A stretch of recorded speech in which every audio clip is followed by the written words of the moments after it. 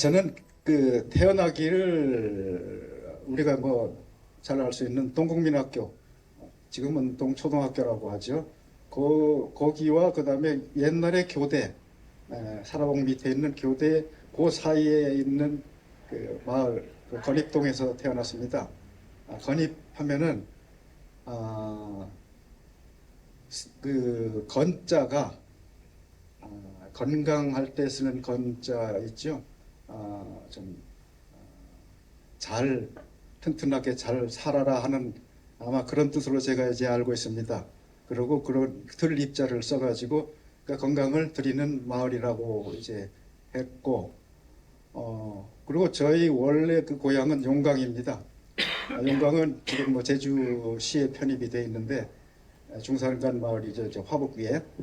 거기서 우리 할아버님께서 이제 거기서 이제 그 뭐 향리인 그 서당, 그 향리 별감을 하셨어요. 그래서 어릴 때부터 저희 아버지께서 그 제사 때마다 펼쳐 보이면서 네 할아버지는 이렇게 학자시고 그러니까 너도 잘 공부 잘 해라 뭐 이런 식으로 하면서 그 사령장까지 제주 목사 사령장까지 보이면서 그한테 그렇게 제사 때 제사도 잘 지내고 이렇게 해서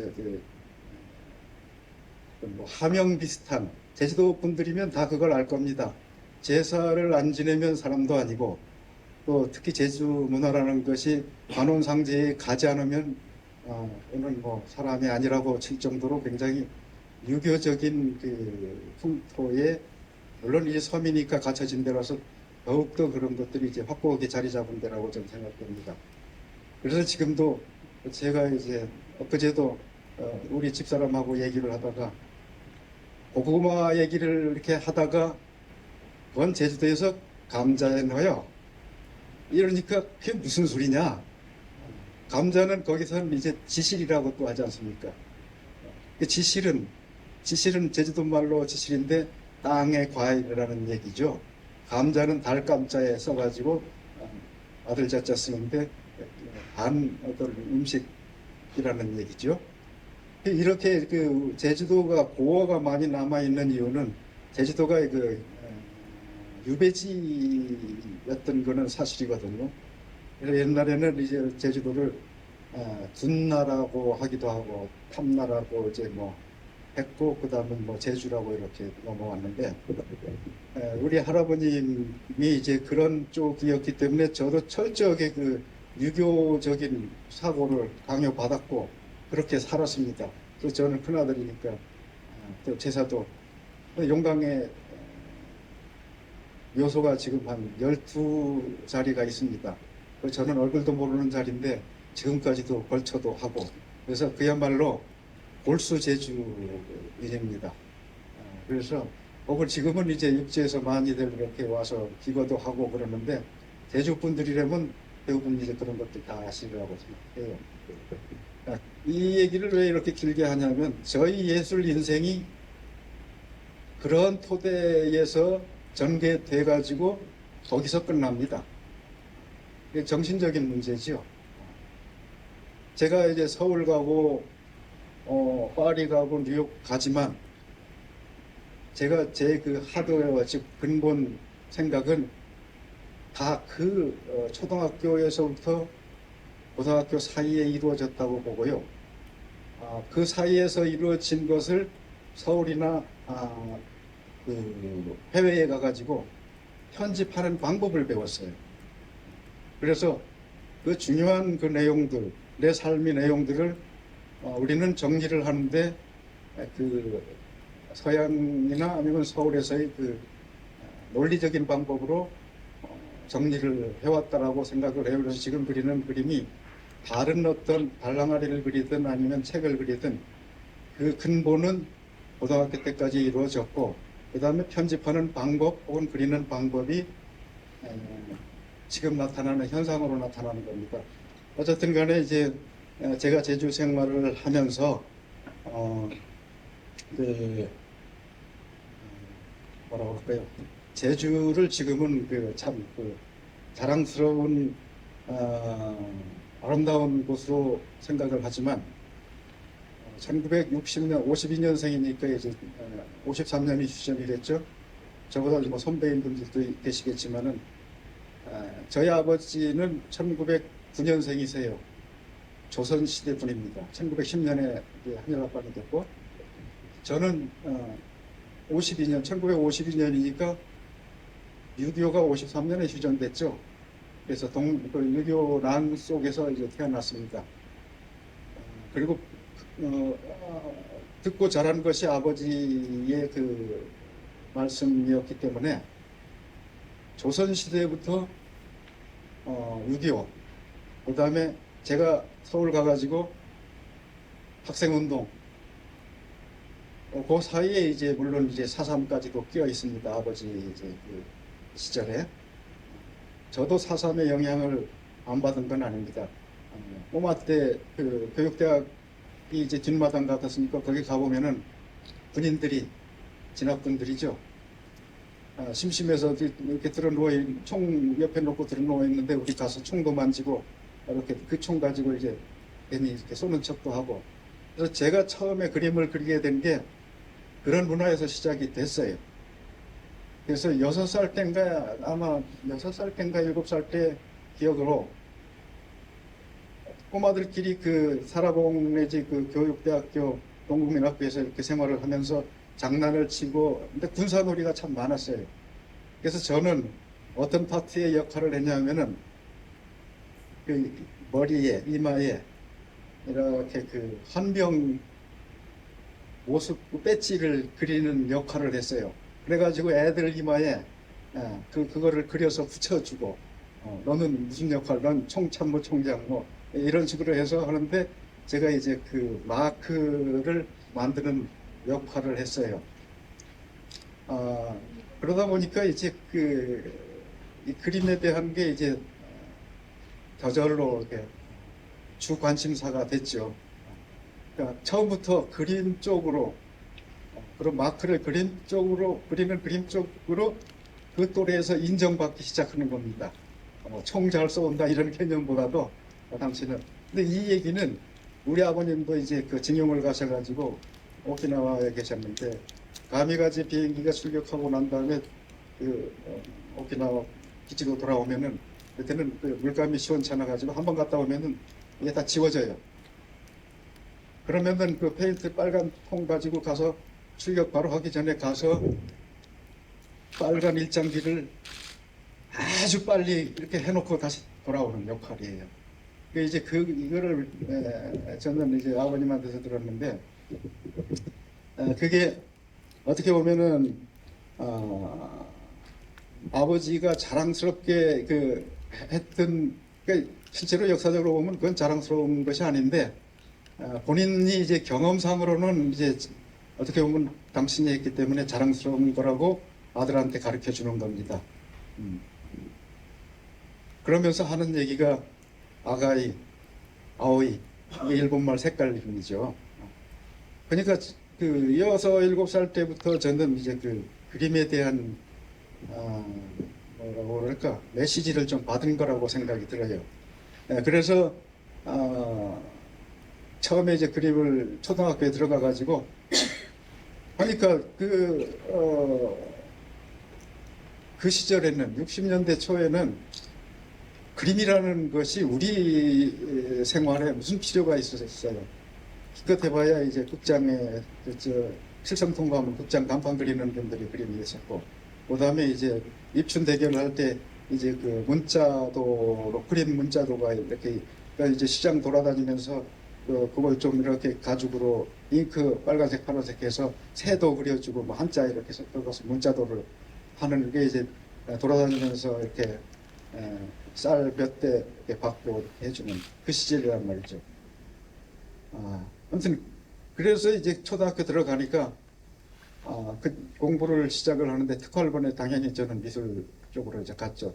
미술 특활로 갔고, 그래서 쭉 어쨌든 그 차이는 별로 많지 않지만, 그 한 반에 한 60명 혹은 그때는 전교생으로 하면은 학급이 뭐 한 6, 7학급이 막 됩니다. 이제 그럼 꽤 되거든요. 그 중에서도 그런 트레이닝이나 그 말을 들은 사람은 별로 없었어요.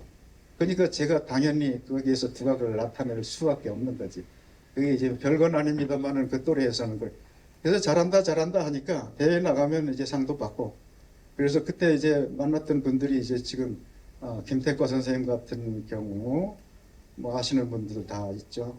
그다음에 이제 양창모 선생님, 이분들이 다 중고등학교 선생님들이고 저는 초등학교 학생이니까 이제 가서 실기 대회를 하면 심사를 주로 그분들이 이제 하죠. 그러고 심사를 하는데 우리 아버님께서 항상 쫓아오셔가지고 그때는 심사를 예를 들면은 여기 그림을 이렇게 붙여놓고 지휘봉으로 이렇게 딱 짚습니다. 그러면은 거기 심사위원들이 이제 맨 앞줄에 이렇게 앉아 있어요. 그 선생님들이죠. 손을 들면 입선이고 가만히 있으면 떨어지는 겁니다. 그 이제 쭉 하다가 쭉 전개가 되는데 내 그림을 딱 하면은 저 뒷줄에 이제 학부형들이 앉아요. 그러면 매일 내 것만 나오면 다른 사람 것들은 손 안 들어요.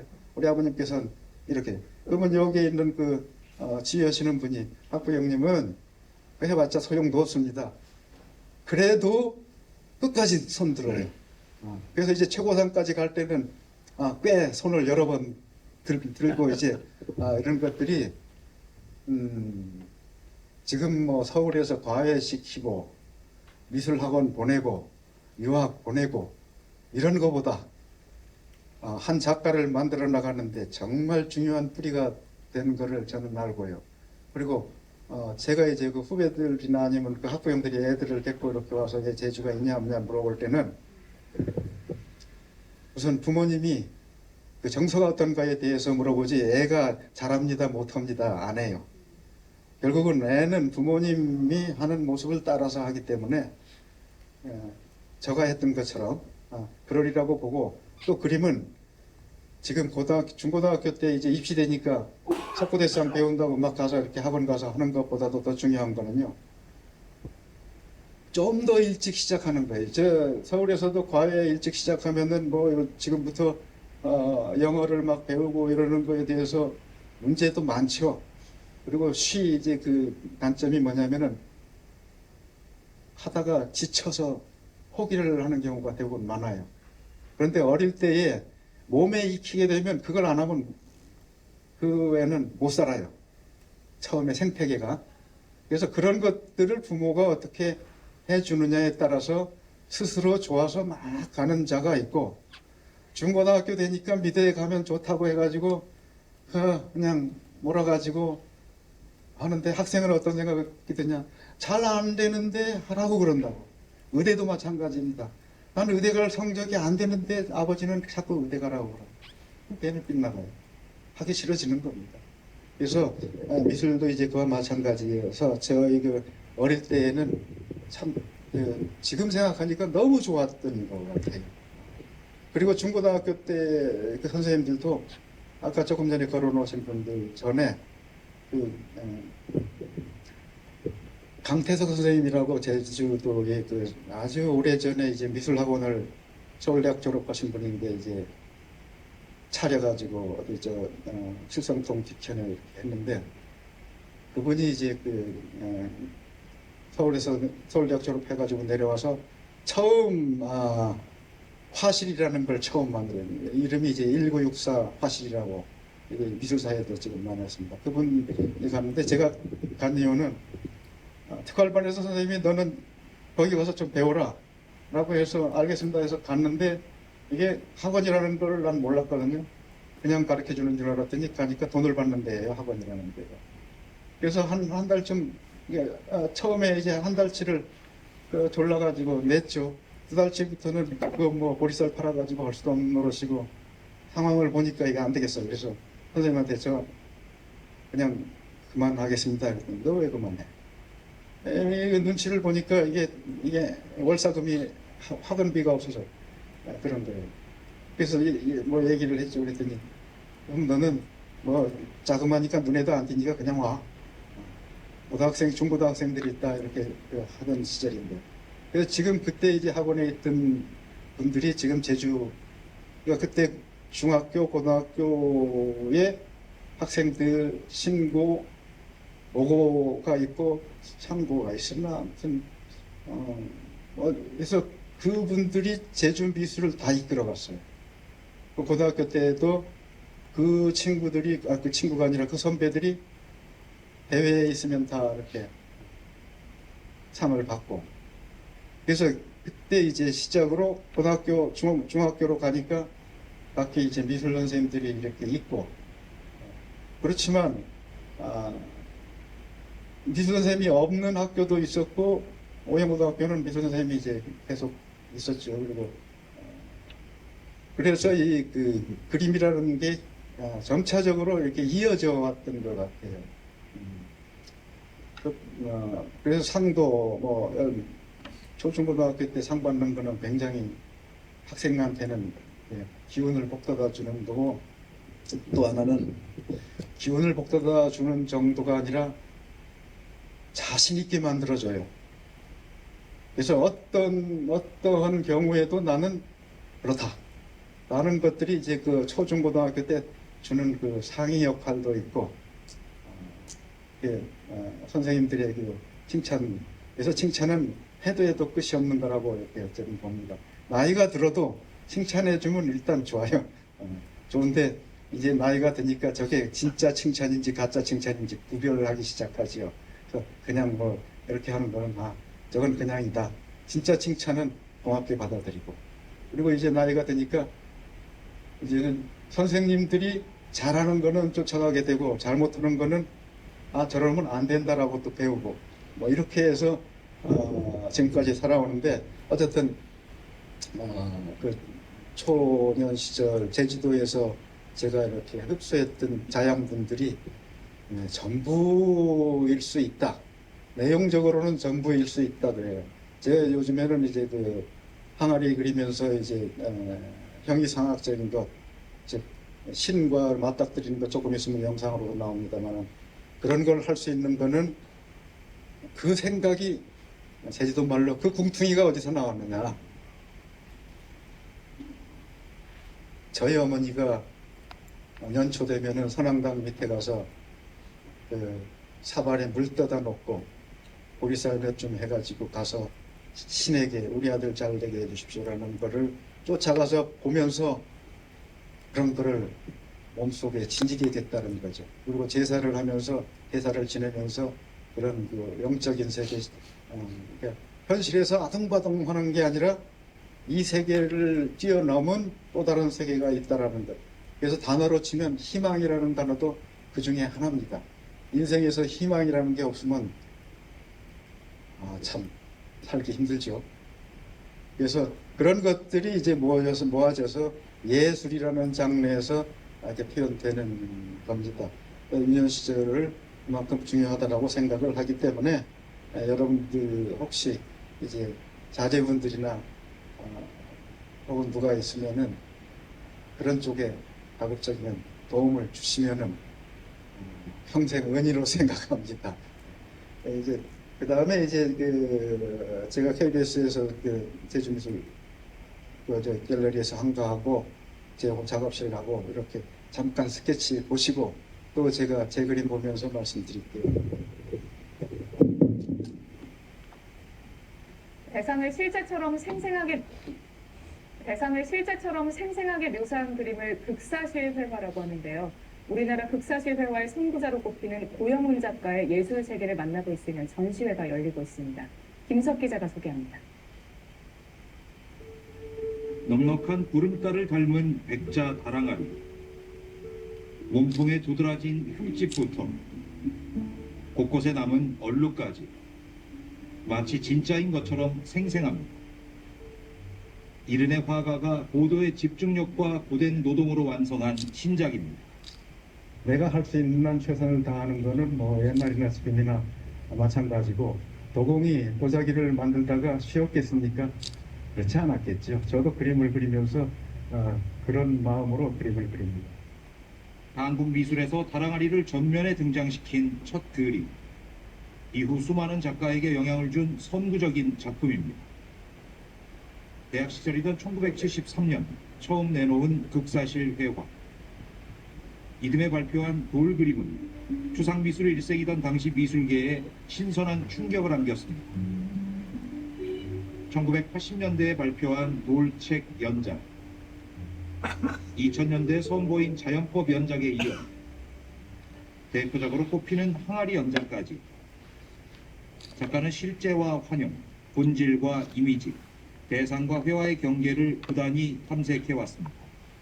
생명체들이 과연 무엇인가에 대한 질문을 제가 요즘에 많이 합니다. 그래서 돌이란 도대체 뭔가라는, 혹은 항아리란 도대체 뭔가.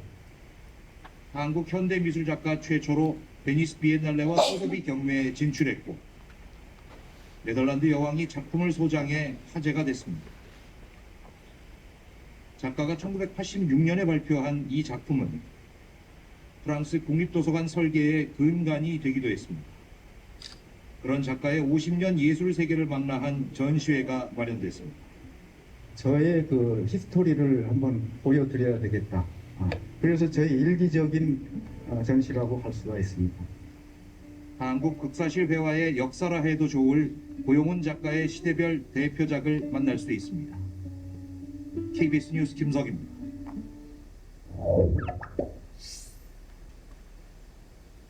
이거는 아까 잠시 나오긴 했는데 프랑스 미테랑 도서관입니다.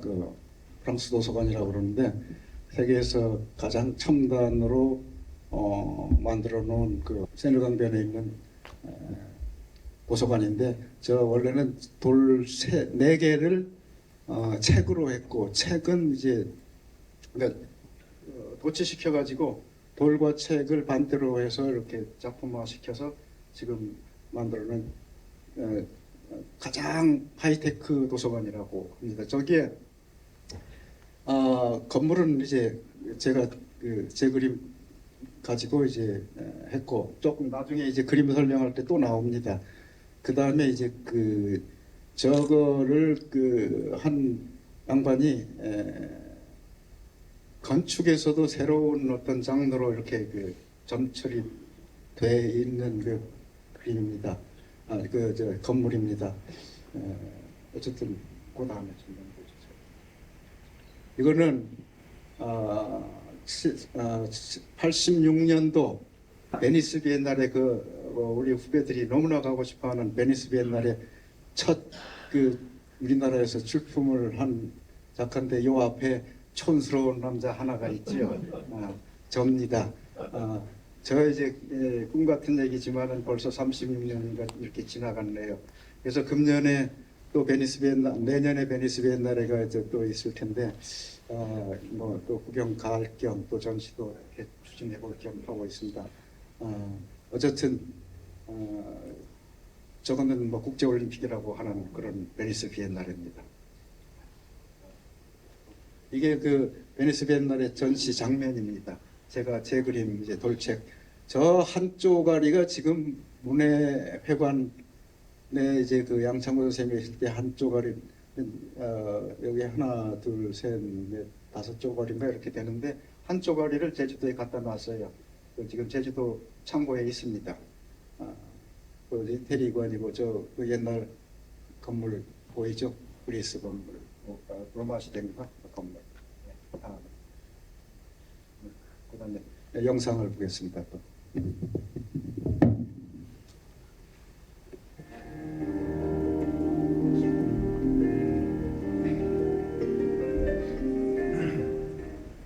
저는 고향이 제주도고요. 거기서 고등학교까지 이제 나왔고, 서울에 오면서 홍익대학을 들어가서 그림을 본격적으로 시작을 했어요.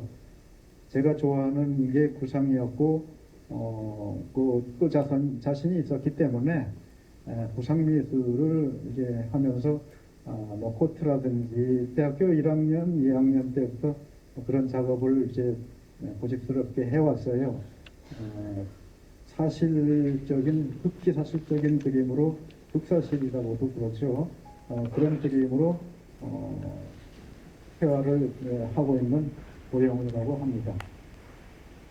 이쪽에 이제 오게 되는 게 이제 한 15년쯤 되는데 그때부터 주로 이제 그 도자기를 많이 그렸고 뭐 꽃도 이제 물론 그렸습니다만은 그 도자기를 그리게 된 게 그냥 어떤 직물적인 도자기가 아니라 조금 이상적인 도자기 이런 그 몽환적인 도자기라든지 이런 쪽으로 혹은 또 이제 떠 있는 우주화되는 도자기를 그리게 되는 게 이 작업실이 위치, 즉 주로 이제 하늘이 많이 보이는 그 위치 작업실이에요.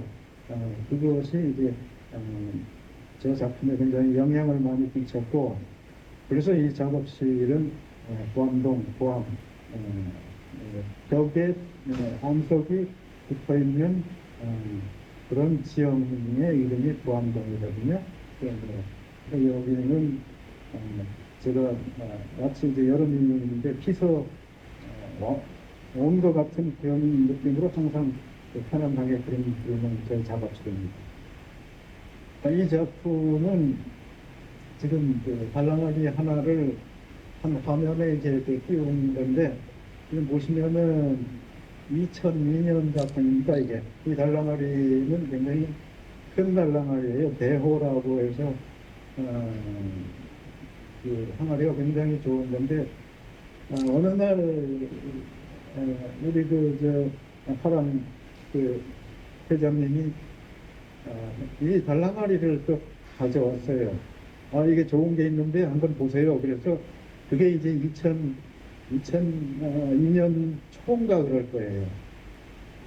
그래서 이걸 그림으로 한번 그려봐야 되겠습니다 해가지고 그림을 이렇게 그리는데 제가 이 뒷 배경을 원래부터 그 단순화 시켜서 뭔가 풍경적으로 이렇게 그리질 않았어요. 개념적으로 그렸기 때문에. 그리고 그 돌멩이를 그릴 때도 그 화면 전체에서 공중으로 부양시켰었어요. 재밌는 일화가 있는데 저게 그 당시에 가격이 항아리 가격이 저건 우리 문화유산이기 때문에 꽤나 엄청난 가격이었거든요. 저는 이렇게 가난한 화가였기 때문에 저거를 빌려와서 그리는데 두 가지 소원을 드렸습니다. 하나는 제발 깨어지지 말도록 보호해 주세요. 돗자리 깔고 이렇게 지금 여기도 지금 약간의 그 중립적인 그 재단 비슷한 상이 있는데 그렇게 해가지고 정한수를 떠놓고 돗자리를 깔고 빌었어요. 이 항아리를 넣고 제발 깨어지지 않도록 해주십시오. 그리고 두 번째로 이렇게 들었던 게 어떻게든 그림이 되게 해주십시오. 이런 거를 그려본 적도 없고 그림의 양식으로 내가 본 적도 없어요. 이런 스타일의 그림이 세계에도 그렇고 우리나라에도 그렇고 이런 스타일은 없었어요. 그 두 가지를 그림으로 이제 그렸는데 그림이 그럭저럭 됐어요. 그래서 전면은 그 항아리 주인분한테 회장님을 하나 이렇게 드렸고 하나는 제가 이렇게 반대면은 이렇게 그림을 소장하게 됐습니다. 이 그림은 그 달랑아리를 어떤 포커스 쪽에서 그렸냐면은 우리가 하늘에서 보면 이만한 달이지만은 실제로 내가 이 달에 들어가 있는 것 같은 느낌으로 이제 그림을 그렸을 그 의미는 뭐냐면은 이 원래 달랑아리라는 것은 도공이 그 처음에 하얗게 이렇게 구워냈을 거란 말이죠. 그런데 그 항아리를 흙으로 빚고 요약을 바르고 불을 뗄 때까지는 사람이 영역이에요. 그 도공의 영역이거든요. 이 항아리가 익어갈 때는 그때는 이제 소나무도 쓰고 이제 무슨 여러 가지 나무들을 이제 써서 나무의 티끌들이 이제 여기에 가서 박힙니다. 이거는 도공이 이렇게 할 수 없는 영역이에요. 신의 영역이라고 할 수 있죠. 그리고 또 어떤 것들은 모래가 이렇게 모래가 들어가 있어서 산화가 되기도 하고 해서 그런 것들이 시간이 지나가면서 점차적으로 이 달랑아리처럼 바뀌어갑니다. 그리고 여기에 보면은 이런 스크래치들이 있거든요. 이거는 만들 때 있었던 게 아니라 사용하면서 생겼던 사람들의 흔적이에요. 그리고 뭐 보관되는 과정에서 이렇게 흔적도 있지만, 그래서 이 달랑아리는 순대기 달랑아리에서 심리 영역으로 들어가면서 어떤 점들이 생겨나기 시작하고 어떤 문양들이 이렇게 만들어져 가기 시작하고, 그래서 이거는 속에 들어가 있던 어떤 것들이 잠이라든지 이런 것들이 배어나는 형식인 거예요, 이런 게. 그래서 사람이 일부러 할 수도 없는, 도공이 할 수도 없는 노릇이고, 이런 것들은 사람이 하려고 안 했는데 어쩌다 보니까 이 항아리랑 접하면서 일어난 관계의 형처럼 흔적들이란 말이죠. 그래서 이런 배어나는 거나 이런 스크래치 된 것들은 어떤 사용하는 사람들, 같이 했던 사람들의 흔적들이 나타나는 그런 모양이거든요. 그래서 어떤 것들은 만들어지자마자 열흘 후에 한 것도 있고, 어떤 것들은 50년 뒤에 한 게 있고, 이 항아리가 이제 한 200년 됐으니까, 어떤 것들은 150년 지난 다음에 한 흔적도 있고, 그 다음에 이거는 이 빛 반사되는 거는 내가 그림 그릴 때 생겨난 거예요. 그래서 200년이라는 시간이 이 공간 안에 함축되어 있는 거예요. 저는 제 그림이 이제 추구하는 방향이 결국은 이제 이 항아리란 무엇인가, 그리고 이 항아리가 속해 있는 이 공간은 무엇인가, 그리고 이 공간과 항아리와 시간을 다 합쳐진 그런 세계는 무엇인가를 추적해 나가는 거거든요. 뭐 더 쉽게 얘기를 하면은 나는 누구인가에서부터 시작해서 우리는 무엇이고 세계는 어떻게 생긴 본질은 무엇인가를 이렇게 찾아가는 내용의 그림들을 이제 그려나가는 겁니다. 그런데 이제 일반인들이 이렇게 볼 때에는 그런 것들을 뭐 일일이 다 해석해내기란 그렇게 용이하지 않은 거고, 그러나 그림에서 그런 거를 느껴지게 만드는 게 작가의 몫이거든요. 이 항아리란 이 세계 속에서의 어느 정도의 위치에서 정철되어 있는가, 그리고 이 세계란 무엇인가를 그래도 이렇게 알려고 보는 그런 시각에서 시작을 해서 그냥 명상적이거나 관조적인 태도로 쳐다보면서 이 세계란 이렇게 편안한 세계일 수 있겠다라는 쪽으로 그림들을 이제 감상하시면 좋겠고요. 그림으로 보여지는 것과 실제 항아리가 어떻게 틀린가 같은가라는 것을 한번 생각해 보는 여지도 이렇게 가져주면 좋고요. 보는 자의 몫이고, 또 자주 보시면은 이 그림이 무엇을 의미하는지 이심전심이 됐으면 참 좋겠어요. 저는 뭐 지금까지 말은 장황하게 이렇게 얘기는 했지만은 결국은 보는 분들이 이 그림을 보면서 어느 정도라도 행복한 시간이었으면 좋겠습니다.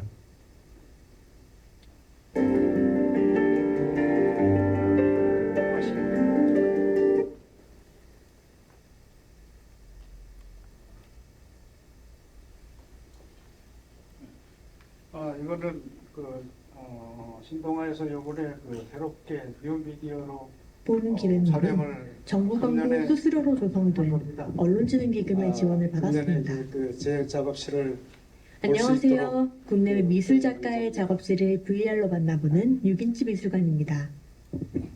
고영훈 작가의 작업실에 방문하신 여러분을 진심으로 환영합니다. 안내를 맡은 저는 동아일보 디지털 플러스 파트 이진수 기자입니다. 8월 10일 제6호 태풍 카눈이 출입문입니다. 상륙한 날 극사실주의 화가 고영훈 작가를 만나기 위해 서울 종로구 부암동에 있는 그의 작업실을 방문했습니다. 북악산 근처에 있어 하늘과 숲이 마당은 절 맞닿은 후원처럼 높은 지대에 생각해서 있는 3층짜리 대충 저렇게 단독주택은 거칠게 90도에 만들었습니다. 가까운 가파른 언덕길을 몇 번씩 오르내려야 갈 수 있는 곳이었습니다. 대문을 열고 들어가니 큼직한 나무와 꽃이 빈틈없이 심어진 마당이 나타났습니다. 작가는 직접 그림을 그리고 설계한 곳이라며 평생을 바쳐서 만든 작업실이라고 했습니다. 예, 1층은 응접실, 2층은 그림을 그리는 화실, 3층은 작품을 보관하는 수장고로 쓰고 있습니다. 마치 작은 박물관 같은 작업실 1층에는 외부로 이어지는 우물이 있습니다. 작가는 이 공간에 대해 석굴암에서 힌트를 얻어 만들었다고 합니다.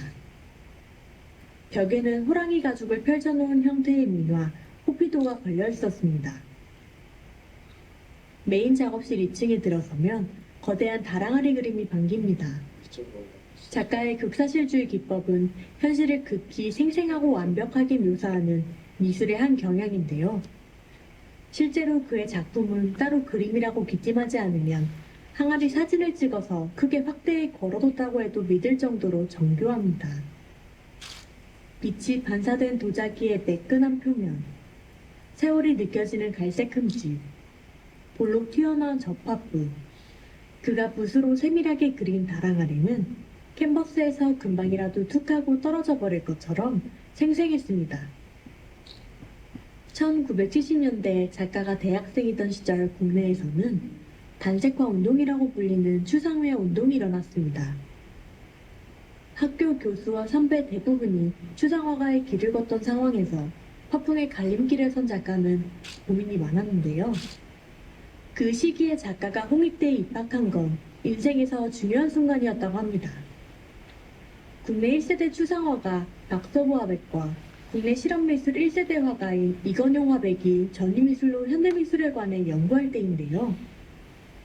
작가는 그때 현대미술이라는 개념을 처음 접하면서 좋아하고 잘하는 구상화를 해보기로 마음먹었다고 합니다. 미국에서도 극사실주의라는 개념이 전시를 통해 가끔 알려졌던 시기였는데요. 사실이란 무엇인가에 대해 깊이 고민하기 시작했고 이후 50년 동안 극사실주의에 대해 연구해왔습니다. 2층 화실에서 오른쪽에 걸린 다랑아리 그림이 보이시나요? 작가가 2002년에 그린 첫 번째 다랑아리 그림입니다. 그의 작품에는 작업 시기마다 다른 사물이 등장합니다.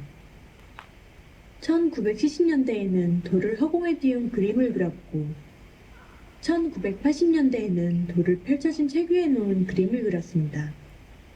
1990년대에는 돌 외에도 타자기, 새, 깃털 등 일상의 평범한 사물을 그렸는데요. 최근에는 조서 백자 양식에서 탄생한 다랑아리와 도자기를 주로 그립니다. 작가는 그림에 주로 자신의 이야기를 담는다고 합니다. 접힌 책 사이에 돌 3개를 두고 그린 그림은 문명사회에서 작가와 아내, 아들이 외식하러 가는 모습을 의노한 것이라고 합니다. 벨기에 초현실주의 화가인 르네 마그리트는 캔버스에 그린 실물이 다 허상이라고 주장했습니다. 하지만 작가는 그림 속 실물은 차원만 다를 뿐 같은 실물이라고 합니다. 돌을 그렸으면 그것은 돌이고 단지 그 사물이 있는 세계가 다른 것이라는 설명입니다. 고영훈 작가의 다랑아리 그림은 단순히 항아리의 형상과 실루엣을 나타내지 않습니다. 다랑아리 자체보다는 항아리에 비친 세상을 그렸다고 합니다. 그는 앞으로 쓰러지기 전까지 그림을 그릴 것이라고 했습니다. 어느 날 작가는 미디어 예술의 거장인 고 백남준 선생이 휠체어를 탄 채로 작품 설치에 참여하는 걸 봤다는데요. 당시에는 저 나이에 무슨 아쉬움이 남아서 저렇게 작업을 하나라고 생각했는데 그 나이가 되니 할 수 있는 게 붓질밖에 없고 휠체어를 타는 한이 있더라도 그림을 그려야겠다고 했습니다. 실물보다 더욱 실제 같은 고영훈 작가의 그림을 함께 만나보셨습니다. 6인치 미술관의 6번째 이야기는 여기서 마칩니다. 함께 해주셔서 감사합니다. 천천히 둘러보세요.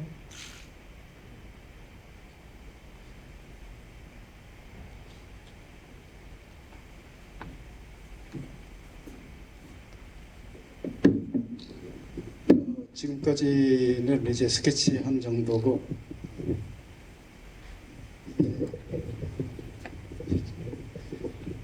그 다음에 이제 아까 초등학교에서부터 제주 생활 고등학교 때까지 말씀을 드렸고, 지금부터는 이제 그 대학교 이후에 지금까지 그 얘기들을 제가 스케치를 하겠습니다. 우선 그 금방도 얘기했지만은 그 당시 그 입학을 해보니까 홍익대학이 그 추상 일색인 그 학교였어요. 서울대학은 안 그랬는데 홍익대학은 국전이라는 데를 거부해가지고 새로운 미술을 한다고 해서 그 시작한 게 지금 그 얼마 전에 돌아가셨는데 대단히 이제 그 우리나라 대표하는 김환기 선생, 그 다음에 이우환 선생, 그 다음에 박서보 선생, 요 세 분이 될 것 같아요. 그 박서보 선생님이 이제 그 학창 대학교 때 이제 선생님이셨어요. 그래서 이제 추상 쪽으로 이렇게 주로 많이 했고, 젊은이들 중에는 그 이건용이라는 분, 요즘 굉장히 좀 최근에 각광을 받는 분인데, 그 그림 같지도 않은, 옛날식으로 얘기하면 그림 같지도 않는 그림인데 우선 그 생각이 들어가는 그림이에요. 추상이라는 건 원래 자기 사고를 전개하는 거거든요. 어떤 모양을 이렇게 쳐다보면서 그냥 정서적으로 멋있다가 아니라, 구경꾼자 역할이 하는 게 아니라 그 미술 속으로 자기가 들어가서 행동하는 겁니다.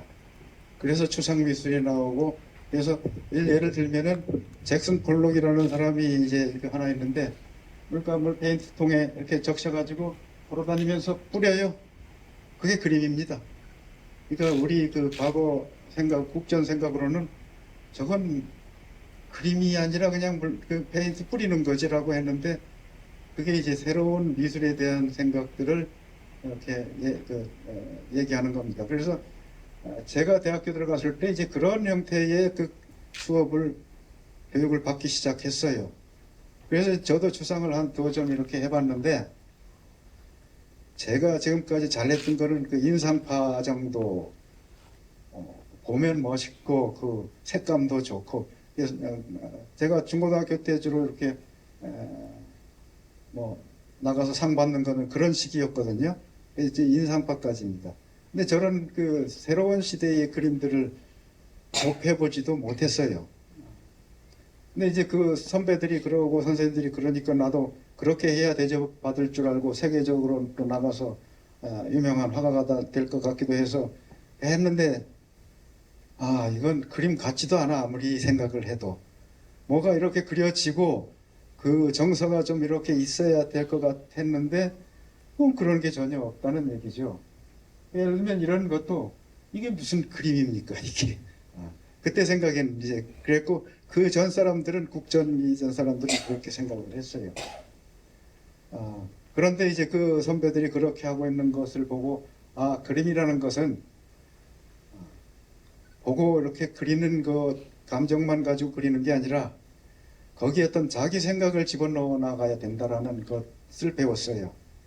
그래서 추상을 이렇게 해보려고 했는데, 이건 내가 잘 못하겠는 거고, 내가 잘하는 것, 이렇게 그려왔던 거를 하루아침에 포기해야 될 처지에 놓인 겁니다. 그래서 이거 안 되겠다. 내가 잘하는 것 쪽으로 어떤 형상 모양을 그리면서 저런 생각을 집어넣으면 되겠다 라고 해서 그리기 시작하는 게 다음으로 돌려주세요. 그래서 지금 여기서 이거는 그림에서 별로 그렇게 소용되는 말이 아닌 것 같지만 이런 생각이 그림에 소용이 된다는 걸 그제서야 아는 겁니다.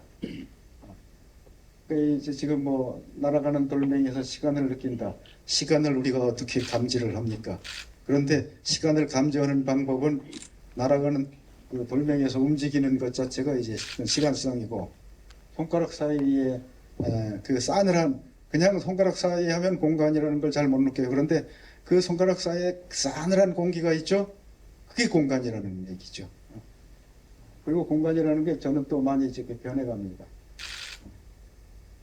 요거는 이제 This is a Stone이라는 게 있는데, 스토리는 참 많습니다. 이게 제 그 프로 데뷔를 하는데 중요한 역할을 합니다. 75년도 작품이고, 돌려주세요. 또 돌려주시고, 이게 이제 This is a Stone 74년도 제일 처음 그린 건데, 이게 저를 작가로 만들기 시작하는 본격화되는 그림입니다. 그 전에는 그냥 자기가 잘하고 학교에서 잘하는 정도였지만, 이거는 제가 국제 화가로서 처음 발돋움하는 그림이에요. 74년도면은 제가 대학교 3학년 때인가? 이 돌을 그렸는데 그 스위스 평론가가 이거를 스위스 국제 미술 잡지에다가 게재를 해서 비평을 합니다. 한국을 대표한 작품으로.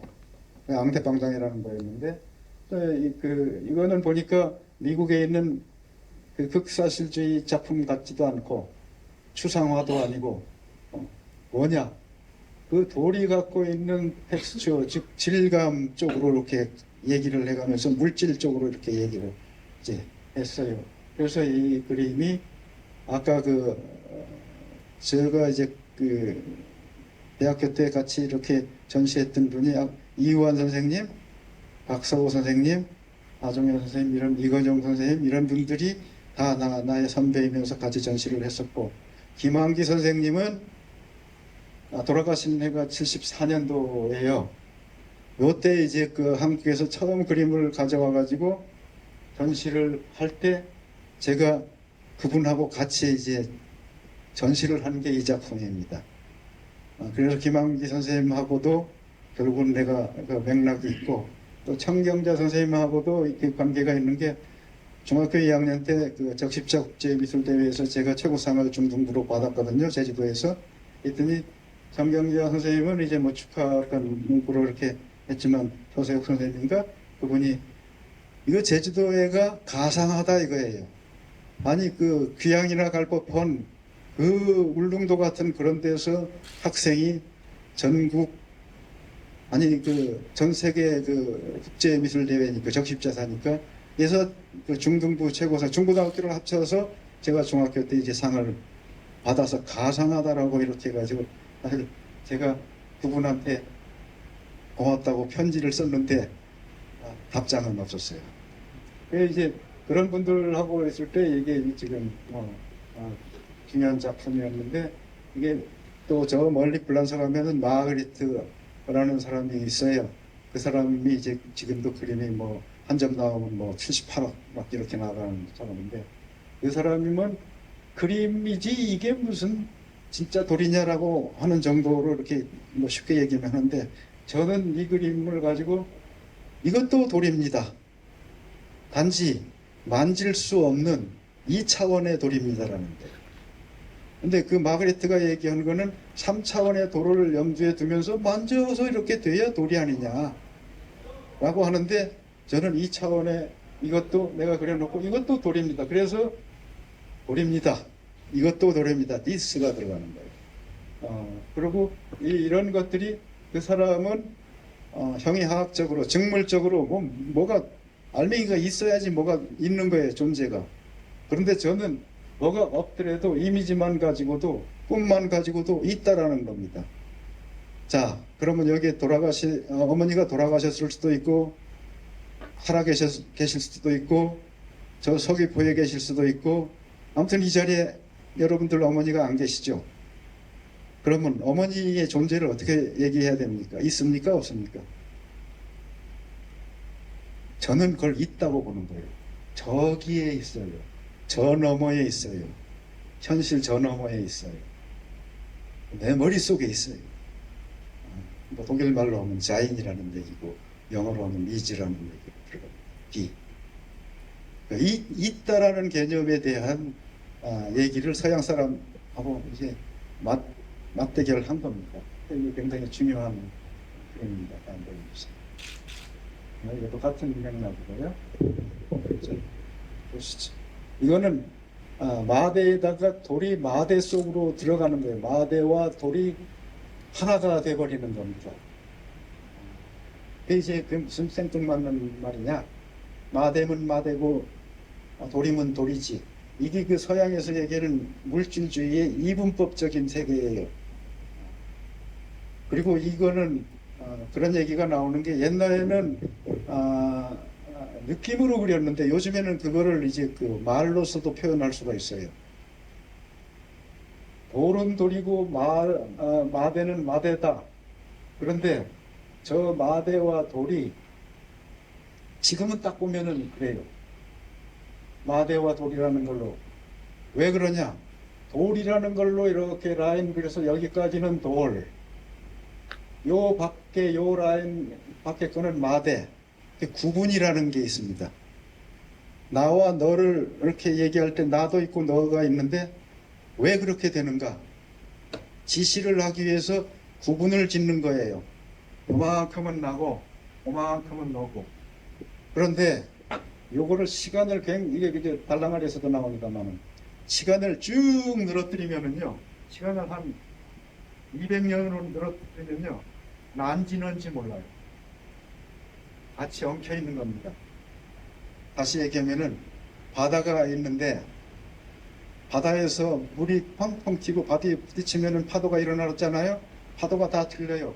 그러면 나와 너가 되는 거야.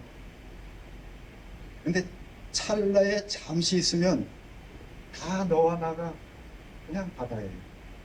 이런 사고가 동양 사고거든요.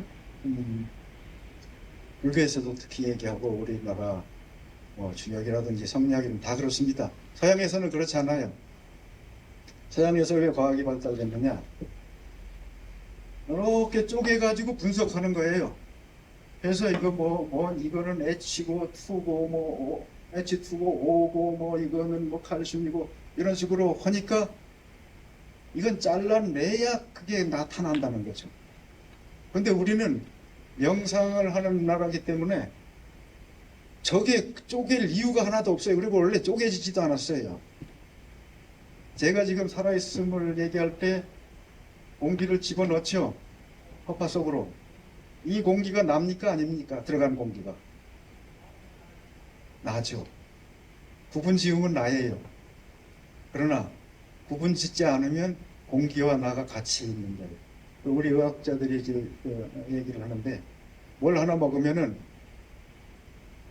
몇 초 만에 내 몸이 된다고 그러더라고요. 그걸 이제 의사 선생님한테 물어보면 이제 답이 나옵니다. 내가 아침에 몸살감기가 조금 있어가지고 딱 약을 먹었더니 늦어도 20분이니까 작용을 해요. 내 몸이 된 거예요. 그 알갱이 약이. 그래서 구분을 짓지 않으면은 너와 나는 같아. 구분을 지으면은 너와 나라는 말로 표현이 된다. 이 말은 사람이 만들어낸 말입니다. 세상은 원래 그렇지 않다라고 제가 주장을 합니다. 돌려주세요. 이것도 이제 그런 건데 이거는 저기 보면은 원조 물자 포대기, 깡냉이 포대기에다가 제가 돌을 그린 겁니다. 그러니까 미국의 문명과 이제 한국의 문명이 만나는 거죠. 이제 6.25 다음에 이제 원조 물자에 대한 사회성도 사실은 있어요. 그런 쪽으로 이렇게 얘기하기 시작하면 끝없는 얘기가 또 나옵니다. 또 읽어주세요. 이거는 이제 6.25의 코리아 타임즈거든요. 코리아 타임즈인데 할 때 알자 다음에 뭐가 빠졌죠? 이자가 빠졌잖아요. 상처받은 한국이라는 얘기입니다. 단어에서. 한강다리와 미군과 그 다음에 요거는 맨 밑에 있는 그림은 사실 월남전 그림이에요. 이게 지금 신문을 한 15 장을 대접을 한 겁니다. 이거 15장이야. 이만큼 두꺼워요. 이거는 이거 제주 일보 오니까 느낄 겁니다. 이게 히스토리 덩어리예요. 그 당시에. 그런 히스토리 덩어리 속에 이 돌 세 개가 자연이라는 얘기죠. 그래서 어떤 전쟁에 대한 아픔 그런 걸 얘기를 한번 해주시죠. 이거는 손기정 선수고 저 밑에는 다리 다친 사람이고 전봉준. 이거는 이제 개인으로서 상처를 받은 영웅들을 얘기를 하는 거예요.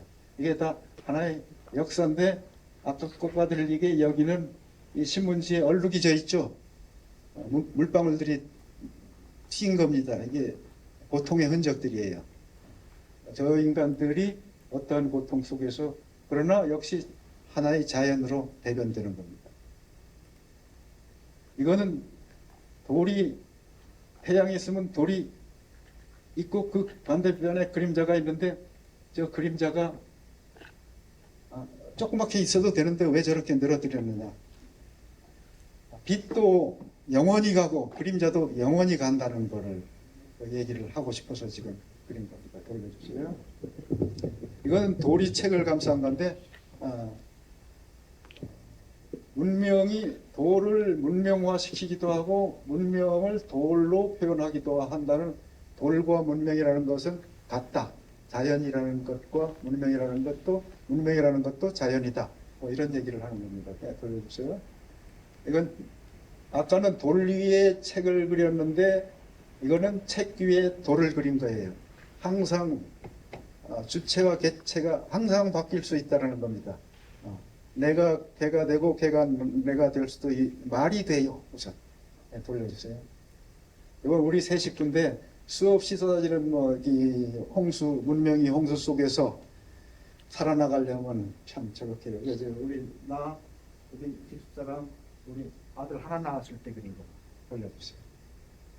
이거는 운석이 하늘에 오석입니다. 비석 만드는 오석인데 운석이 하늘에서 딱 떨어져서 인간의 문명을 이렇게 적어놓은 저는 항상 문명과 자연이 이제 주제가 됐죠. 거기서 그 문명을 이게 신이 돌을 딱 잘라서 운석을 잘랐는데 거기에 문명이 하나 들어있었다. 문명의 내용이 뭐냐 궁금하시죠? 아마 보면서 책 내용은 뭔가 수없이 듣는 질문입니다. 책에는 뭐가 적혀 있다가 돌이라고 치고 저거요 자동차 파는 선전 문구입니다. 그것도 문명이에요. 하찮은 게 아니라는 거죠. 물론서 말고 자동차 파는 문구들하고 나중에 알고 보면 돌려주세요. 스톤북 시리즈가 이제 그렇게 됐고 쭉쭉 돌려주세요. 이건 돌과 책을 이제 오브제로 만든 겁니다. 이건 낱장들이 막 섞이면서 돌인지 책인지 모르게 섞여 있는 그런 거고.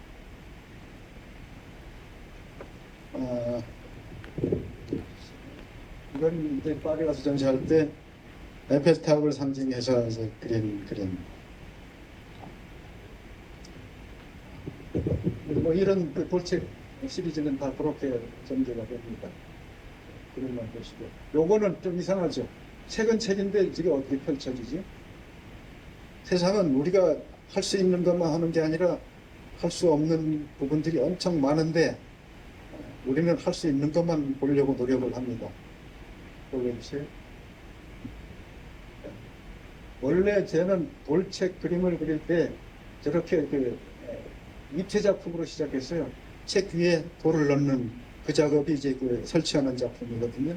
이제 아까 얘기한 현대 미술이라는 쪽에서 제가 시작을 했던 이것을 그 그림으로 그린 게 아까 그 그림들입니다. 계속 보여주세요.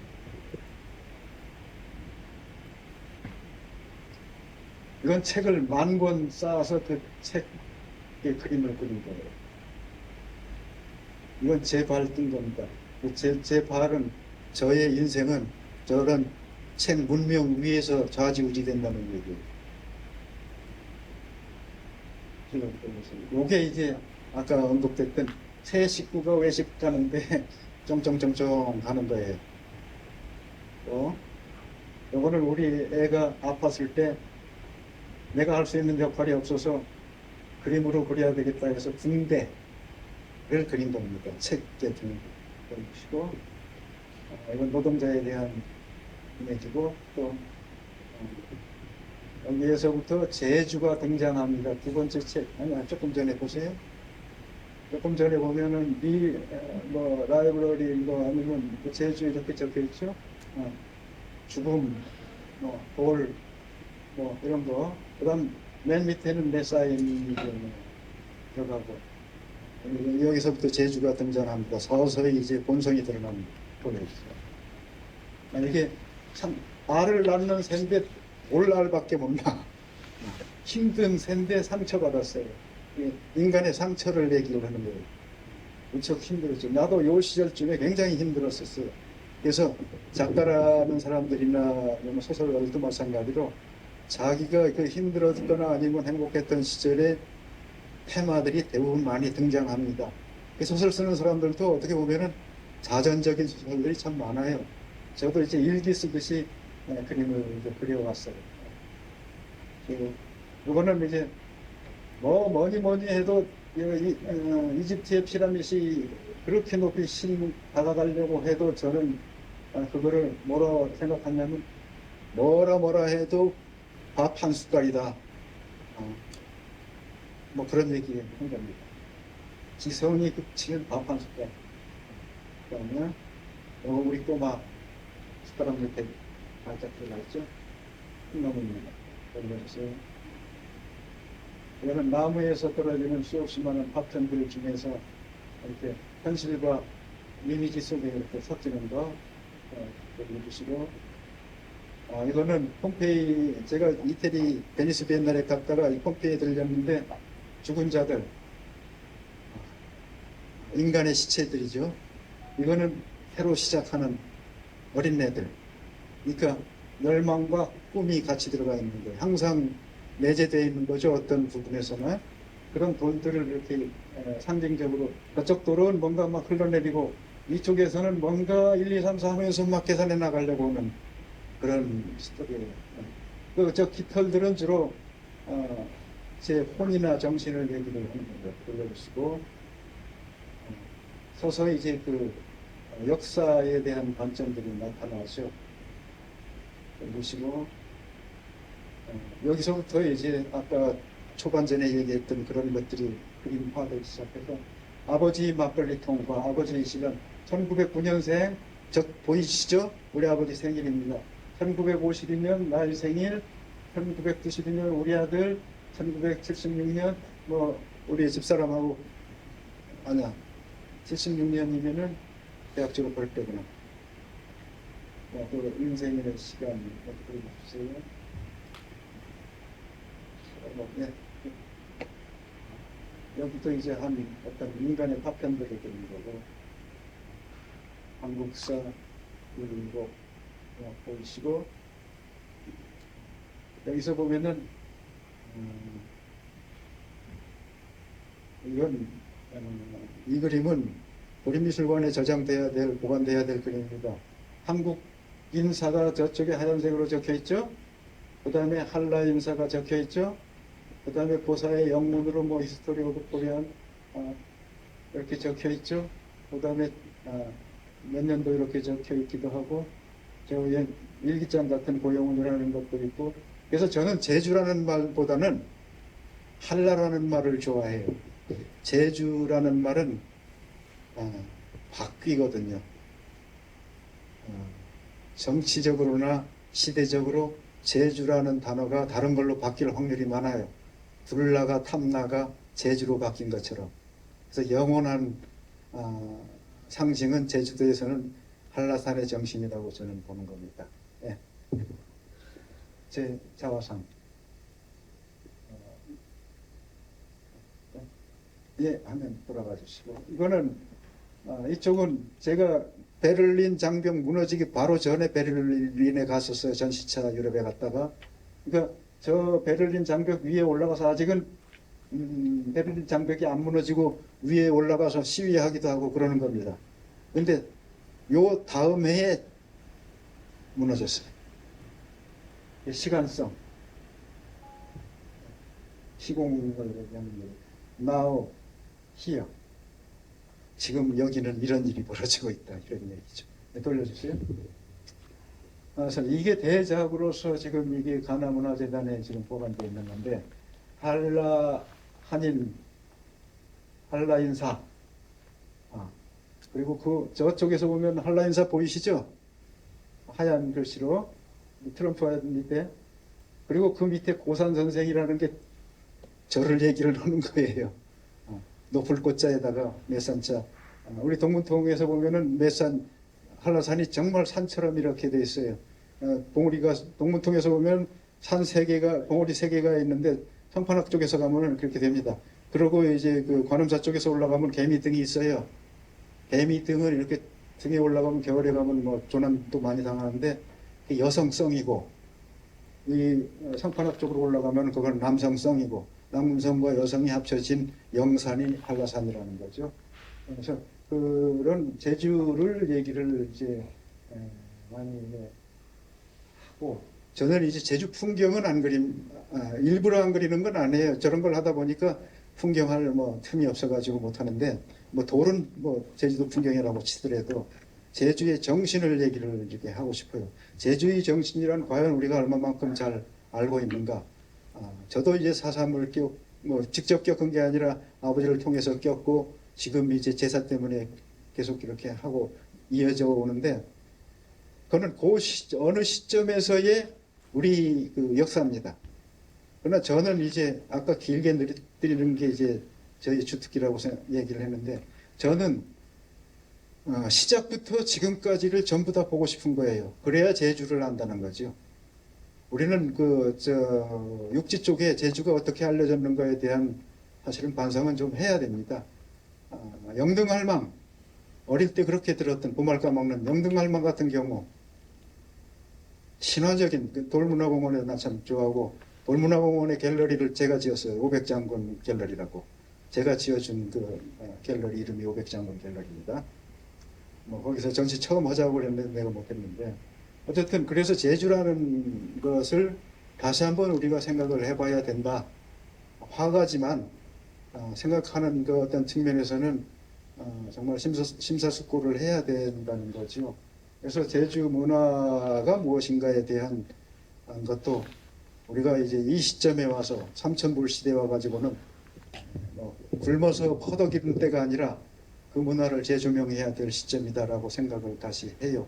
그래서 제주도 비엔나레가 있지만은 그런 비엔나레가 그냥 동네의 어떤 미술제가 아니라 물론 제주도인들도 향유를 해야 돼요.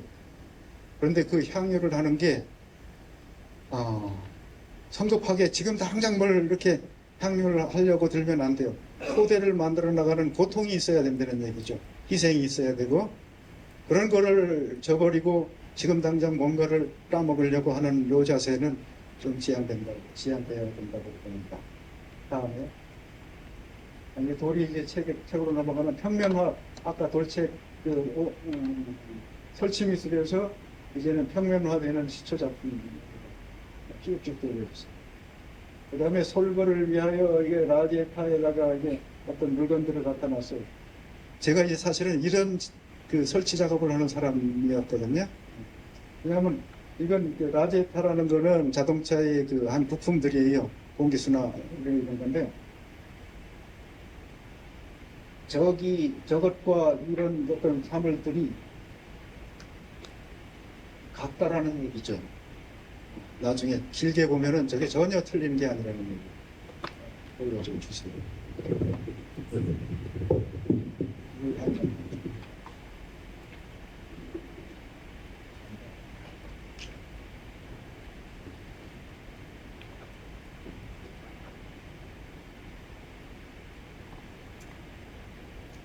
백남준 선생이 비디오 아트를 시작을 해서 막 그럴 때에 비디오는 1, 2전 그 허상 펄렁펄렁거리는 그런 거였거든요. 백남준 선생님 다 아시잖아요. 저 위에는 내가 어떤 내 발이고 그 새가 이렇게 박제된 새가 있는데 여기는 이제 그 라디오탄데 그 자동차에서 나오는 기름통 이렇게 나오는 겁니다. 밑에 거는 이제 생명수라고 치고 저 새는 그런 펄렁펄렁거리는 박스 속에서 뛰쳐나오는 살아있는 새로 바뀌고 싶다는 희망에서 브라운관에서 뛰쳐나오는 거예요. 허상 속에서 펄렁펄렁거리는 게 아니라 실제로 영원히 뛰쳐나온다는 거. 그래서 저거는 우리가 이제 어떻게 보면은 우리가 여러 그 학자들이 얘기해서 뭐 이건 이렇다라고 딱 얘기를 하면 그런 줄 알거든요. 교과서에서 이건 이렇다라고 하면 또 그런 거보다 하고 다 세뇌가 다 돼 있어요. 북한은 뭐 말할 것도 없고 우리 사회도 마찬가지예요. 그런 사회에서 각자의 존엄성과 각자의 생각을 창의적으로 발휘해야 이 문명이 발전되는 겁니다. 안 그러면은 이정자들의 그 통치에 그냥 잘 이렇게 순응하면서 살아가는 겁니다. 그럼 여러분들이 그 개체 주체들은 박제가 돼버리는 거라는 얘기죠. 그런 박제에서 벗어나고 싶은 거예요. 그래서 저는 전체적인 아까 책에서도 그렇지만 토인비적인 역사관이 아니라 개인 출발점에서 역사를 시작을 다시 하는 거예요. 그래서 개인의 존중에 대한 문제, 이거는 엄청나게 소중하지 역사 저술자가 만들어 놓은 건 다 허상이라는 얘기를 하고 싶은 거예요. 그래서 여러분들이 스스로 여러분들에 대한 존엄성은 엄청난데 이거를 사회의 관념에서 그냥 한 이론으로서 기계의 톱니바퀴처럼 이렇게 여겨지는 게 그러면 안 된다는 얘기를 이렇게 하는 거고 그런 거를 깨쳐나가려고 했던 화가들이 참 많습니다. 그런 사람들이 미술 분야에서는 대가가 되는 거예요. 돌려주시고 승리 깃발이지만 상처에 얼룩진 날개 찢겨진 승리. 그래서 저는 날개가 칼과 요쯤에는 저도 아주 날카로워지는 거예요. 저 칼이 무엇인가 이런 거 솔고를 내서 쭉 좀 들고 시간이 좀 많잖아 가지고 계속 좀 빨리 가야 되거든요. 그러니까 상처받은 저기 오면 아까 저것도 나의 증명사진입니다. 그냥 얼음 속에 갇혀져 있고 막 이렇게 힘든 어떤 인간상 속에 그나마 존재했다는 그 밑에 그런 이제 그 면장갑인데 공사판에서 막 하는 그 힘든 사람들 그런 것들이고 이 심지어는 이 새도 얼음 속에 갇혀져 있는 얼음을 얼음이라고 보지 말고 관념이라고 생각하고 지시나 뭐 신호라고 봐도 되고 돌립시다.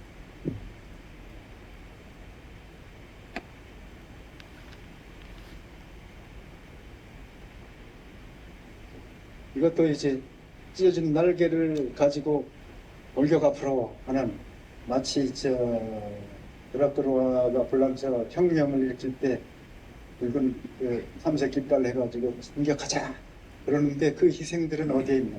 다 찢어진 날개들 가지고 진격하는 거예요. 지금 전쟁도 다 마찬가지라는 얘기죠. 이거는 내 넥타이인데 결혼식 때 맸던 넥타이, 그 셀러리맨의 모습입니다. 돌려주시고 쭉 이때부터 이제 신을 그리기 시작해요. 목동자 불상입니다. 그래서 그 신이 영역에 들어가면서 이제 그릇을 그리는데 여기도 이제 많이 찌그러진 항아리죠. 달랑아리입니다. 이게 몇 년도, 2004년도죠. 아까 2002년도에 이제 처음 시작을 하거든요. 2004년도에 시작했는데 배경은 책이 없어지고 책 옆에 있는 그 패가 비석처럼 그 문자가 박혀 있는데 안 보입니다. 돌려주세요. 이게 2002년 거 우리나라에서 달랑아리의 할아버지입니다. 조상입니다. 이전에는 달랑아리가 어떤 거였느냐 하면은 김한기 선생님이 그 그림 중에 이렇게 스케치 실루엣으로 달랑아리, 그분은 달랑아리 참 좋아하셨어요. 그걸 이렇게 그렸는데 그거는 그림이 달랑아리가 주인공이 아니라 매화꽃이라든지 뭐 어우러진 한 속에서 달랑아리였는데 그 다음에 이제 도상봉 선생님이 그 화병으로 달랑아리를 좀 썼어요. 그래서 이제 라일락이라든지 이런 거 그릴 때 그런 걸 많이 썼는데 요 작품부터가 달랑아리가 주인공이 되는 거예요. 전면에 등장하면서 잡스러운 얘기 없이 우주 공간에 달랑아리가 하나, 그냥 달이 잡스러운 얘기 없이 하늘에 떠 있는 겁니다. 그래서 이제 달랑아리 지금 이거 하고 난 다음에 2005년도에 국립박물관에서 한국에서 국보급 달랑아리 5개를 경복궁옆에 박물관에서 전시한 것이 처음입니다. 그럼 이건 벌써 이거는 3년 전이죠. 3년 전에 이미 저는 달랑아리를 그렇게 했고 지금은 달랑아리를 그리는 사람이 작가가 50명쯤이나 됩니다. 제 자식들도 참 많지요. 네, 돌립시다. 이게 용이 변해가는 겁니다. 그러니까 이렇게 보셔도 돼요. 사라진 것이 시작일 수도 있고, 그러니까 없는 것에서부터 있는 것으로 올 수도 있고, 있는 것에서 없는 것으로 갈 수도 있는 거예요. 돌려주세요. 이건 용항아리라서 용이 놀다 한데 백자 정화백자 속에 용이 지금 놀고 있는 모습을 하늘에서 그냥 막 용이 노는 그런 그림이 아니라 항아리라는 그 속에서 용이 놀고 있어요. 다른 사람들하고는 조금 틀리죠. 용을 중국 사람들도 막 그리더라도 그냥 화면 전체에 용이 노는 풍경을 그려요. 그런데 여기서는 분명하게 어떤 사물 속에 신적인 사물 속에 들어가서 용이 놀고 있다는 얘기죠. 예. 이거는 이제 꽃에다가 나비인지 이렇게 여기 불가에서 얘기하는 수련 연입니다. 그리고 여기서 아까 그 얘기한 선왕당 얘기도 중첩이 되고 사람이 아무리 뭐 잘난 척 해봐야 딱 두 가지입니다. 오래 사는 거 하나, 또 저 반대편에 뭐가 적혀 있는지 아십니까? 아시죠? 복이거든요. 복밖에 오래 사는 게 인간의 최선이에요. 뭐 별 얘기해봐야 소용없습니다. 그런데 저 물이라는 것은 그거를 이렇게 소원하는 신에게 바치는 곡물입니다. 그 다음에 이건 마상배라고 이제 뭐 또 여기 나오죠. 수복. 또 트럼펫을 부는 한 찢겨진 날개 인간. 저 라면 그릇에 물 담아 놓은 거. 이 호박꽃인데 이제 그 풍경에서 정원에 있는 호박꽃이 아니라 책을 감싸고 있거든요. 자연법 이렇게 나와 있습니다. 법이라는 것은 모자란 화가지만 법이라는 것은 어디에 기초를 두느냐? 하무라비 법전까지도 자연에 기초한다. 자연처럼 하면 법도 하자가 없다라는 얘기예요. 호박농풀 굴러가듯이 법을 굴리면은 하자가 없다라는 얘기입니다. 그래서 저 위대한 문명 책도 호박농풀에 하찮게 감깁니다. 네, 돌려주세요. 이건 꽃과 나비인데 꽃과 나비는 쌍인데 나중에 이제 이게 꽃인지 나비인지로 바뀝니다. 이게 꽃이 되기도 하고 나비가 되기도 하고 장자가 얘기하는 거 돌려주세요. 그 순수한 목련, 백목련 한동안 내가 백목련을 작약하고 백목련을 많이 좋아했어요. 우리나라 순수한 꽃인데 삼직성이 많아가지고. 요거는 의미가 굉장히 깊은 겁니다. 우리 집에 아버님이 증용 갔다 오시면서 일본에서 아마 그 학원에 음악 학원에 좀 기악 학원에 좀 다니셨나 봐요. 그래가지고 들어오실 때 트럼펫, 트럼본, 색스폰 뭐 이런 것들을 갖고 오셔가지고 그냥 우리 옛날 벽장 이렇게 넣어두고 그랬는데 난 시체 말로 딴따라 정도죠. 옛날 얘기로 하면은 악산인데 뭐 전문 악산은 아니고. 그래서 꽃을 그분한테 바친 거예요. 아버지한테 꽃을 바치 않습니다. 아이리스를. 근데 저 밑에 하얀 그거는 역시 그 상처를 참 많이 받은 분 어디 우리네가 상처 안 받은 사람이 있습니까? 힘들고 역경을 딛고 그런 그래서 최초로 꽃을 그린 그림입니다. 보여주세요. 쭉쭉쭉 보여주십니다. 시간이 이게 대학교 3학년 때 그린 건데 우리는 꽃을 흑사실회화의 시초라고 할 수 있습니다. 네.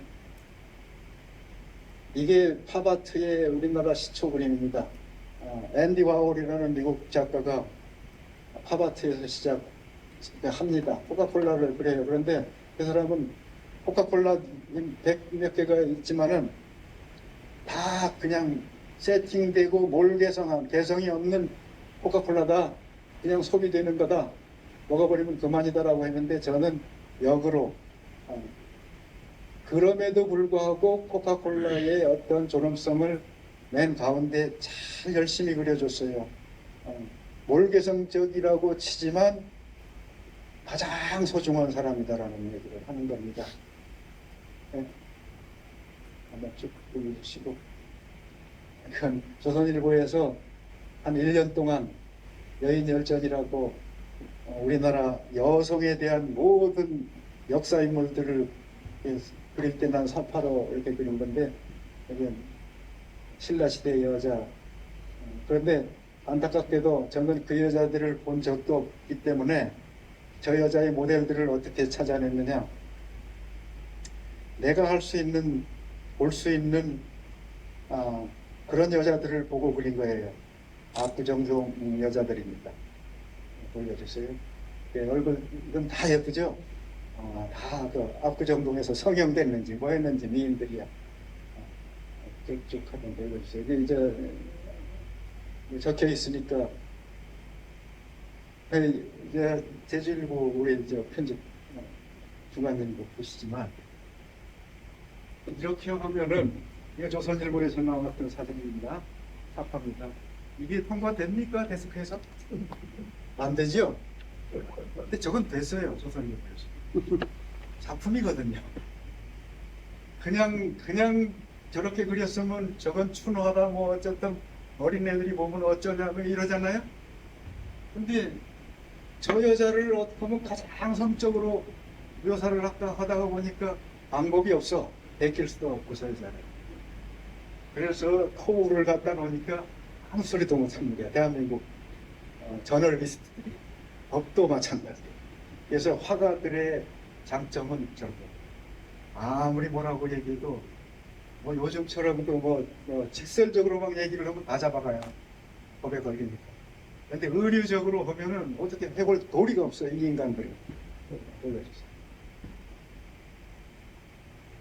쭉 보여주세요.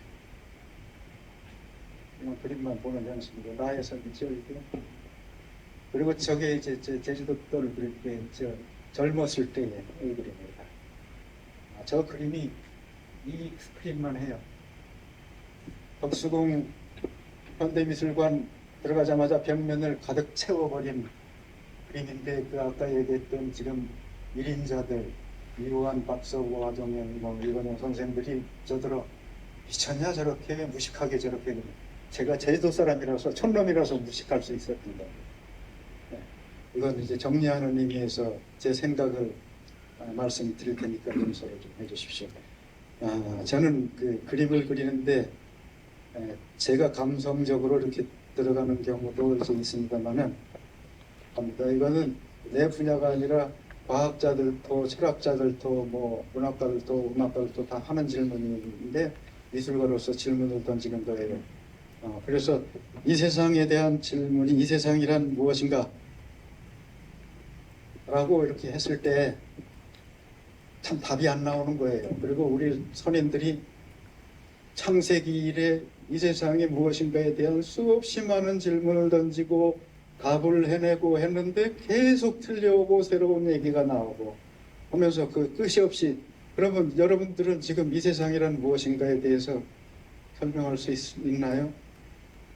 저도 없지만 여러분도 뭐 그리고 설령 있다고 고집을 막 피운다고 치더라도 금방 그거는 또 아닌 걸로 판정이 납니다. 왜냐? 피카소가 그렇게 유명하게 육면체였던 것 이렇게 했고 그거가 아무리 뭐 이렇게 해도 지금 그거 다 그것이 아니고 나는 이렇게 생각한다라고 하면서 현대 미술가들이 다 새롭게 해석을 해요. 그러면 그 사람들은 뭔가 틀렸는가? 그게 아니에요. 그 당시에 그 사람네들은 그게 최선이다. 그리고 그게 역사의 한 페이지고 징검다리다. 그래서 중요한 사람들이 되는 거예요. 제가 이런 얘기를 했다고 해서 제가 맞겠습니까? 그렇지 않아요. 틀리긴 하지만 먼 뒤에 가면은 나를 틀리다고 분명히 할 겁니다. 그러나 나는 여기까지는 이게 최선이다라는 거예요. 징검다리를 건너갈 때 나는 여기까지 왔다라는 거예요. 나머지는 후세대들이 이렇게 하는 거예요. 그래서 전 세대와 후세대가 다 윈윈할 수 있는 거라는 거죠. 근데 마치 이제 조금 오도하면은 쟤네들은 다 죽어야 되고 나는 최고야 라고 할 수도 있는데 그게 아니라고 저는 봅니다. 그래서 저는 제가 정답이라고 절대 얘기 안 해요. 틀릴 가능성이 많은 제시자다 라는 정도로 가면 됩니다. 그래서 저는 이제 아까 조금 전에 언급을 했지만 이 세상을 어떤 형식으로 보냐면은 바닷물이다 라고 아니면 공기다 라고 생각을 하고 거기에서 어떤 사건들에 의해서 불교에서는 인연이라고들 해요. 어떤 것을 만나면은 잠시 뭐로 딱 나타났다가 또 원래대로 갑니다. 지금 저기 저 실공동묘지에 있는 분들도 요 때쯤이니까 저렇게 있어요. 500년 뒤에는 흔적도 없습니다. 우리 아버님도 저기 다 있어요. 어디로 가느냐 아시잖아요. 다 흙으로 가고 공기로 가고 하늘로 가고. 그래서 우리가 지금 그거를 둘로 잡고 따로 이렇게 보는 이유는 구분지어서 그렇더라고요. 그리고 짧은 시간 내에. 그러니까 우리가 알 수 있는 거는 요 눈이 좀 멀쩡할 때 보는 게 전부라는 거죠. 그런데 우리 눈을 감았을 때도 그 존재들은 여전히 있습니다. 내가 죽었다고 그것이 없습니까? 계속 있어요. 근데 무덤으로 있는 게 아니라 무슨 아파트 바닥으로 있을 수도 있고 휘몰아쳐서 공기로 떠다닐 수도 있고 뭐 그런 거죠. 그래서 저는 농담 반 진담 반 저는 나중에 보면은 하라봉 등대 거긴 좋은 데예요. 지금 영주 10경 중에서 사복락조거든요. 아주 좋은 데입니다. 석양은 그냥 금빛 바다에 무릉도원이 등대 거기 가서 화장해가지고 뿌려달라고 농담 반 진담 반 하는데 어필을 해요. 그러면 가서 뭐 이렇게 지정해서 자손들이 뭘 보면서 뭐 애도를 하든지 뭘 해야 되는지 없지 않냐.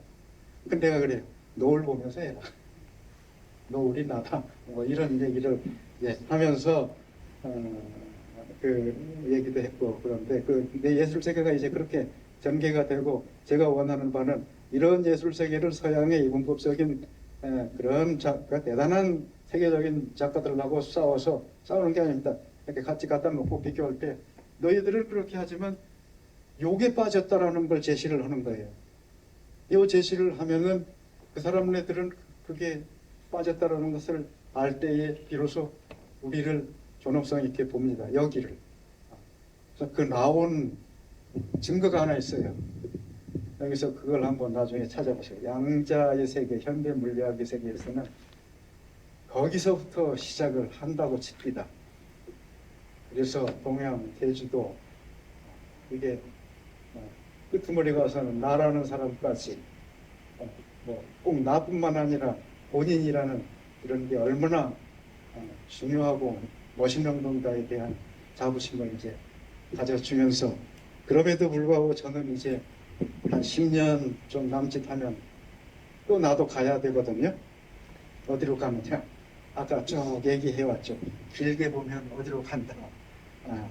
그럴 때에 그래도 뭐 물에서 물방울로 잠시 남아 있을 때 움직일 수 있을 때 뭘 마지막으로 하겠는가라고 기자들이 가끔 물어봐요. 그러면 마지막으로 내가 초등학교도 못 나온 우리 어머니 얼굴 하나 그리고 갈 거라고 하고 말아요.